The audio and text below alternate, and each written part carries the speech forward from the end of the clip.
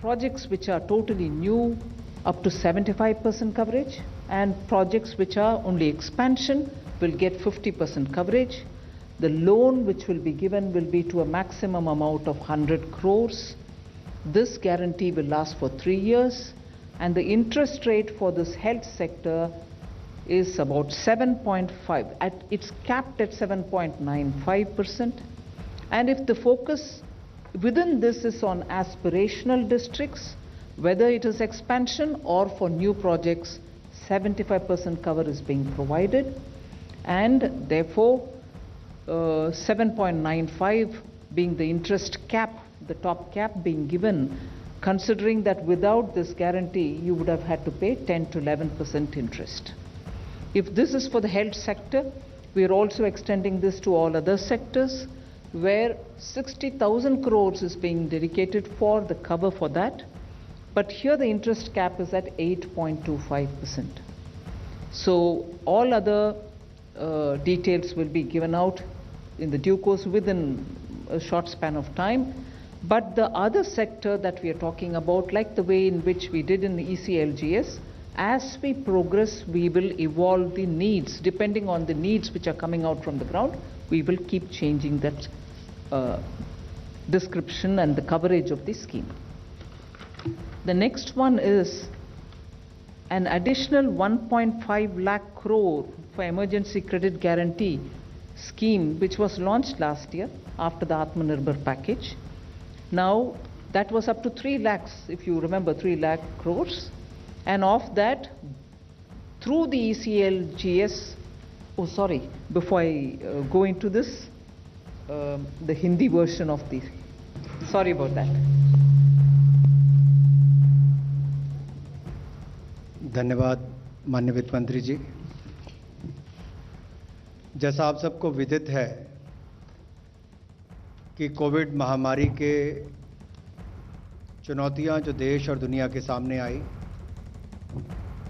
पिछले वर्ष भी माननीय वित्त मंत्री जी ने 29 लाख करोड़ से ज़्यादा का आत्मनिर्भर पैकेज देश के सामने दिया था राहत के रूप में।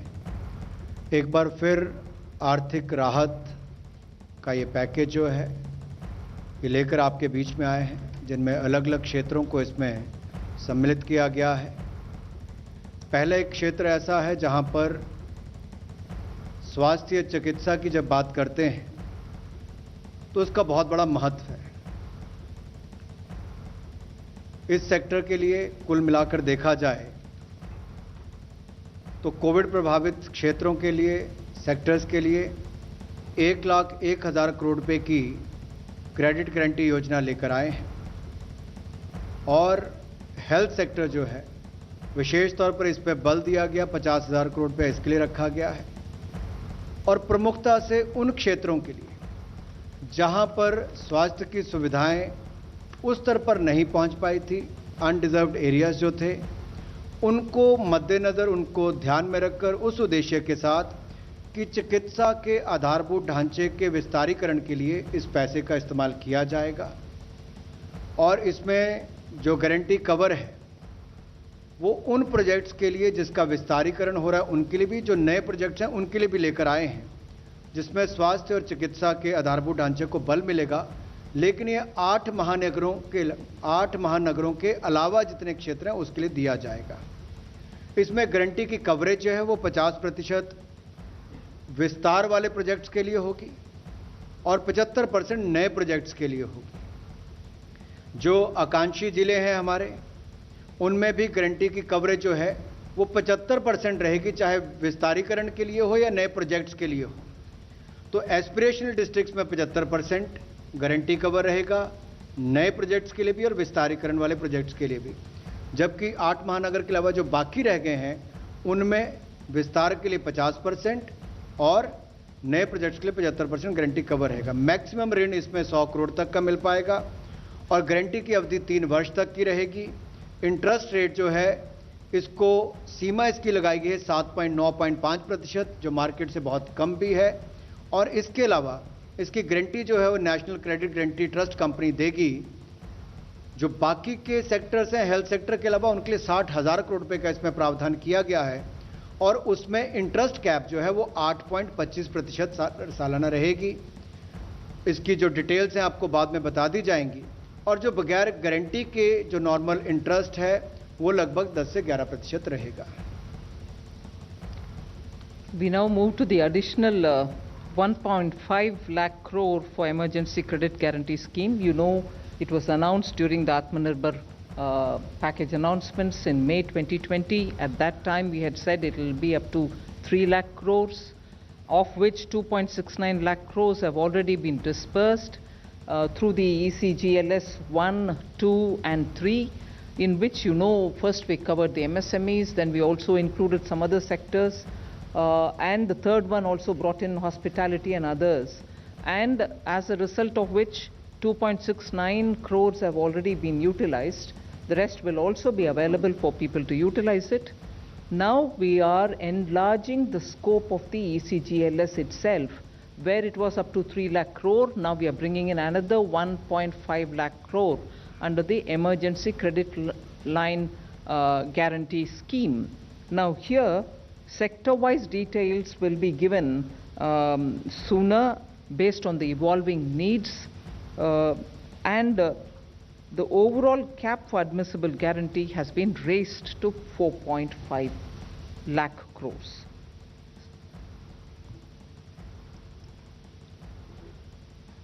पिछली बार भी emergency credit line guarantee scheme, जिसमें कुल मिलाकर 3 लाख करोड़ रुपए का प्रावधान किया गया था, ECLGS 1.0, 2.0, 3.0 के अंतर्गत बहुत सफल रही और कुल मिलाकर 2,69,000 करोड़ रुपया इसके माध्यम से व्यापारियों को, कारोबारियों को दिया गया। और ये 20% अतिरिक्त कार्यशील पूंजी थी पहले और दूसरे चरण के लिए, और तीसरे में तो 40% तक इसको किया गया था। और इसमें लगभग 12 private sector bank, 12 public sector bank, 25 private sector bank और बाकी जो गैर वित्तीय कंपनीज हैं, NBFCs हैं, उनके माध्यम से इस पैसे को दिया गया।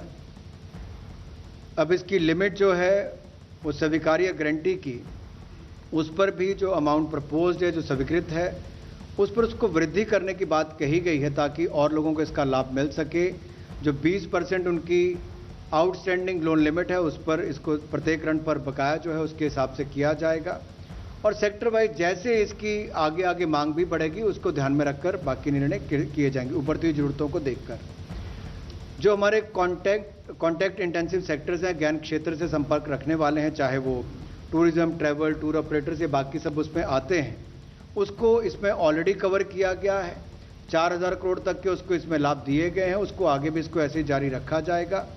ओवरऑल इसकी जो कैप है या सीमा है एडमिसिबल गारंटी, जो स्वीकार्य गारंटी की है, वो अब 3 लाख करोड़ से बढ़ाकर 4.5 लाख करोड़ कर दी है।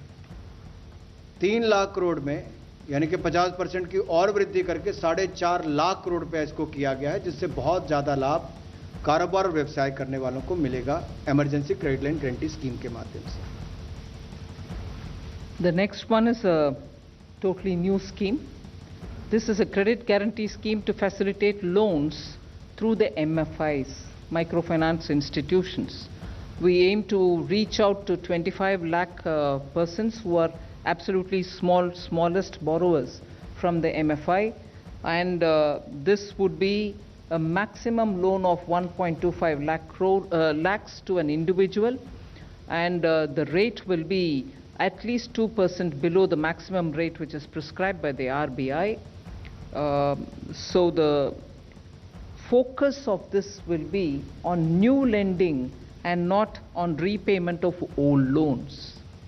Clearly, all kinds of stressed accounts can also benefit from it, and that is why we have mentioned that all defaulters also, so long as they are 89 days or less, meaning if the default is only within the 89 days, even they get covered, which means only the NPAs will not be covered, stressed will also be covered. Now, this entire scheme will be till 31st March 2020 or till such a time the 7,500 crores of guarantee which is getting issued is exhausted. Either this or that, whichever is the earliest. The guarantee which is being given is up to 75% of the default amount, and this duration is for 3 years. The loan duration is for 3 years. So we hope to cover 25 lakh, the smallest of small MFI clients, which means MFIs are normally widely spread in the hinterland, which is really the smallest towns, very small towns, and therefore we want to reach out to them, and that is best done through the MFI, and that is why we've taken this route. So there will obviously be a joint lending group kind of a framework wherein the NBFC, which has a link with them, the MFI, will all be in the loop. But that is how we expect to reach the smallest of small borrowers. They could borrow it for any one of the purposes for which they would like to take money from the MFI. Credit guarantee scheme ये बिल्कुल नई योजना आपके बीच में लेकर आए हैं, जिसमें इसमें क्रेडिट गारंटी स्कीम के माध्यम से 25 लाख लोगों को इसका लाभ मिलेगा और ये माइक्रो फाइनेंस इंस्टीट्यूशंस के माध्यम से इसको दिया जाएगा। 1.25 लाख रुपए तक का ऋण इसमें मिल सकता है और लगभग 25 लाख जो छोटे कर्जदाता हैं, उधारकर्ता हैं, उनको इसका लाभ मिलेगा। और इसकी जो कैपिंग की गई है ऋण की, वो लोन फ्रॉम बैंक्स, उसको कैप किया गया MCLR प्लस 2%, इससे ज़्यादा नहीं हो सकता। RBI की गाइडलाइंस जो निर्धारित हैं उसके अनुसार ही इंटरेस्ट रेट 2% कम होगा, मैक्सिमम प्रिस्क्राइब रेट से कम होगा, निर्धारित रेट से 2% कम होगा, तो इससे भी उधारकर्ताओं को लाभ मिलेगा। और इसकी जो समय अवधि है वो 3 वर्ष की होगी। मैक्सिमम लोन जो टेन्योर है इसका समय सीमा मैक्सिमम 3 वर्ष की होगी। और 80% सहायता जो है वो माइक्रो फाइनेंस इंस्टीट्यूशंस को वृद्धिशील उधार देने के लिए करनी पड़ेगी, इंक्रीमेंटल लेंडिंग के लिए करनी पड़ेगी, ये उसमें कहा गया है। और ये जो कर उधारकर्ताओं को दिया जाएगा ये बिल्कुल RBI गाइडलाइंस के अनुसार होगा। जैसे लेंडर्स के लिए जो गाइडलाइंस है, बोरोवर्स के लिए जो गाइडलाइन है JLG के अंतर्गत भी, और सीलिंग भी जो हाउस होल्ड पर है उसको भी इनकम, डेट और ये सारी बातें ध्यान में रखकर किया जाएगा। पात्र कौन हो सकते हैं, ये एक बड़ा महत्वपूर्ण यहाँ पर है। योग्य लोग कौन होंगे, पात्र कौन होंगे? अगर कोई डिफॉल्टर भी जिसका 89 डेज तक, जिन्होंने अभी अपनी ब्याज की किस्त वापस नहीं की, डिफॉल्ट किया होगा, ऐसे उधारकर्ताओं को भी उसमें पात्र माना जा सकता है, उनको भी इसका लाभ मिलेगा। गारंटी इसमें 75% तक दी जाएगी और 3 वर्ष का उसके समय अवधि रहेगी। नेशनल क्रेडिट गारंटी ट्रस्ट के माध्यम से होगी और इसमें कोई गारंटी फी चार्ज नहीं की जाएगी। इसमें लगभग 7,500 करोड़ रुपया का प्रावधान होगा और 31 मार्च 2021 तक इसकी अवधि है, या 7500 करोड़ पहले इस्तेमाल हो जाए तब, या 31 मार्च 2022 तक इसका लाभ आप उठा सकते हैं। We move over to the 4th of the 8 relief packages that I mentioned. This pertains, and this is a totally new thing. We are trying to help revive tourism. We are extending financial support to more than 11,000 registered tourist guides, travel and tourism stakeholders. So this is a totally new one, as I said earlier. This scheme will cover about 10,700 regional level tourist guides who are recognized by Ministry of Tourism and tourist guides who are recognized by state governments. Travel and tourism stakeholders, which is literally the terminology used to talk about travel agents, I suppose, who are recognized by Ministry of Tourism, will also be covered here. What do they get? They get 100% guaranteed credit of 10 lakhs for the TTSs who are agents or travel agencies, and 1 lakh for tourist guides who are licensed either by the regional or the state level authorities. Now, what is this credit being given to? It's really a retail kind of a loan wherein they can take this credit for whatever purpose they would want to use it for, whether it is for buying a vehicle, whether it is for any other expenditure that they may want to have to incur. So there are no processing charges. The waiver, a complete waiver will be given for any foreclosures or prepayment, and this would be administered by the Tourism Ministry. And the fund for this, just to draw your attention, is also included in that first announcement that we made, that other sectors which get 60,000 crore guarantee, this will also be one of that. So this is to help revive or to help the tourist guides and tourist travel agencies survive the second wave. पर्यटन का क्षेत्र भारत में बहुत महत्वपूर्ण भी है, बहुत रोजगार भी, स्वरोजगार के अवसर भी उत्पन्न करता है और इससे जुड़े हुए उद्योग को, पर्यटन को पुनर्जीवित करने के लिए एक बड़ा कदम ये नई योजना के माध्यम से उठाया गया है, जिसमें वित्तीय सहायता 11,000 से ज़्यादा ऐसे टूरिस्ट गाइड्स और ट्रैवल और टूरिज्म के जुड़े हुए जो बाकी स्टेक होल्डर्स हैं उनके लिए किया गया है। ये बिल्कुल नई लोन गारंटी स्कीम है जो कोविड से प्रभावित क्षेत्र हैं उसको मददगार साबित होगी। इसमें कार्यशील पूंजी भी आपको मिलेगी, व्यक्तिगत ऋण अगर आपने लिए होंगे उसके लिए भी आपको लाभ मिलेगा और इससे जो पर्यटन सेक्टर से प्रभावित लोग हैं वो अपने देनदारी का निर्वहन कर सकें, उस दृष्टि से इस योजना को लाया गया है। वो अपना वापस व्यापार या व्यवसाय शुरू कर सकें, उस दृष्टि से इसको लाया गया है, या कोई नया कारोबार भी शुरू करना चाहें तो उस दृष्टि से उसकी मदद करेगा। इसमें कुल मिलाकर 10,700 जो हमारे क्षेत्रीय स्तर पर टूरिस्ट गाइड्स जो हमारे मिनिस्ट्री ऑफ टूरिज्म ने रिकॉग्नाइज कर रखे हैं, राज्यों में भी उनको इसका लाभ मिलेगा, राज्यों की सरकारों ने भी जिनको रिकॉग्नाइज किया है, और जो travel and tourism stakeholders हैं जो लगभग 904 हैं उनको भी इसका लाभ मिलेगा। कितना लाभ मिलेगा? 100% गारंटी इसकी हमारी तरफ से दी जा रही है और इसमें 10 लाख रुपया जो हमारा travel and tourism stakeholder है उनको मिलेगा, प्रति एजेंसी को इतना उसको मिल सकता है, और 1 लाख रुपया टूरिस्ट गाइड्स जो लाइसेंस्ड है, जिनको लाइसेंस प्राप्त है या क्षेत्रीय या फिर राज्य के स्तर पर जिनको रिकॉग्नाइज किया गया उनको होगा। इनको ना तो कोई प्रोसेसिंग चार्जेस देने पड़ेंगे और फोरक्लोजर के लिए भी इनके लिए या पूर्व भुगतान करने के लिए भी जो शुल्क होता है उससे भी इनको छूट दी गई है और जो अतिरिक्त कोलेट्रल इनको देनी पड़ती है उसकी भी आवश्यकता इस पर नहीं होगी।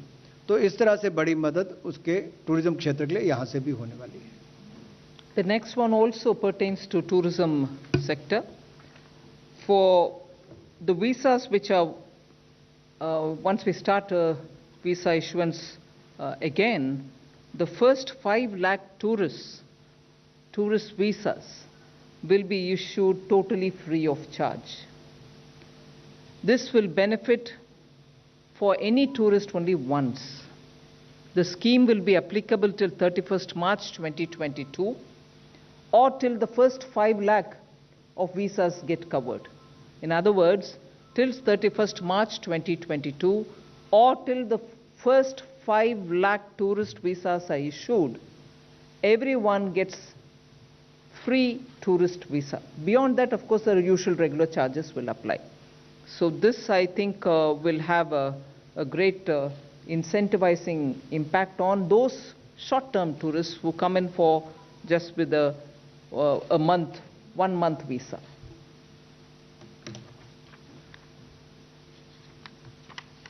विदेशी पर्यटकों के लिए जैसे ही वीज़ा की अनुमति मिलनी शुरू होगी, पर्यटन क्षेत्र को लाभ मिले, उसमें पहले 5 लाख जो टूरिस्ट हिंदुस्तान आएंगे या वो छुट्टी मनाने आ सकते हैं, व्यवसाय करने आ सकते हैं, जिस दृष्टि से भी उनको आना होगा, पहले 5 लाख टूरिस्ट जो हिंदुस्तान के अंदर आएंगे उनको वीज़ा शुल्क नहीं देना पड़ेगा।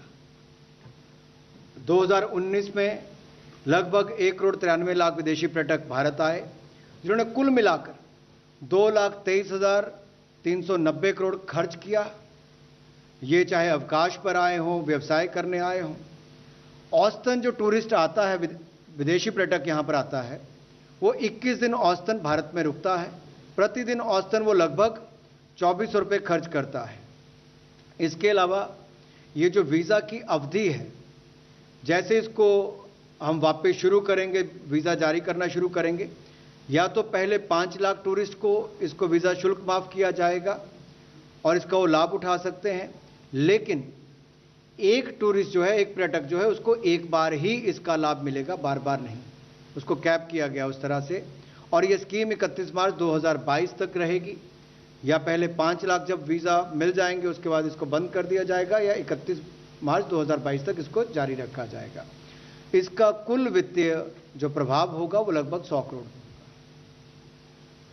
The next item relates to extension of the Atmanirbhar Bharat Rozgar Yojana. You would remember that in October last year, we had announced that to incentivize employers for creation of jobs or to restore the lost employment, which is registered under the EPFO, we had extended a scheme wherein we estimated about 58.50 lakh of beneficiaries would be taken in and they would get this benefit. And who are the beneficiaries? Those who draw a salary much lesser than 15,000 or lesser per month. Both in that case for such employers and employees wherein the establishment had less than 1,000 employees, the total of 24% of wages will be paid by the government, meaning the employer's share and the employee's share. Whereas if the unit had more than 1,000 employees, again for all those who had 15,000 rupees per month salary, 12% of the wages, which is the employee's contribution alone, will be paid by the government. Now, as it is, since October till today, till not today so much, 18